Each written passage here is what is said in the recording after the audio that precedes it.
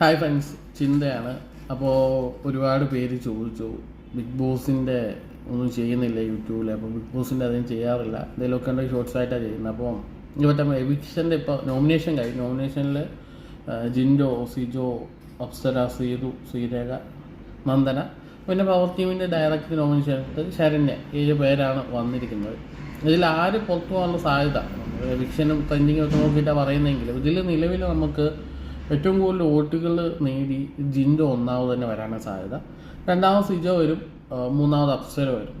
അതിനുശേഷം വരുന്ന 4 പേര് ശ്രീതു, ശ്രീരേഖ, നന്ദന, ശരണ്യ, ഈ 4 പേരും ഡേഞ്ചർ സോണിലായിരിക്കും. കാരണം ഇവർക്ക് കിട്ടുന്ന വോട്ടുകൾ ഒരു ലെവലിൽ ഒരു 100, 200, 300, 500 ആ ഒരു ലെവലിൽ മാത്രമായിരിക്കും ഇവരുടെ പൊസിഷൻ ചേഞ്ചിങ് ഉണ്ടാവുക. അപ്പോൾ ഈ ഒരു 4 പേര് ശ്രീതു, ശ്രീരേഖ, നന്ദന, ശരണ്യയിൽ നിന്ന് ഒരാളായിരിക്കും ഈ ആഴ്ച ഔട്ടാവാൻ സാധ്യത എന്നാണ് എൻ്റെ ആദ്യത്തെ ഒരു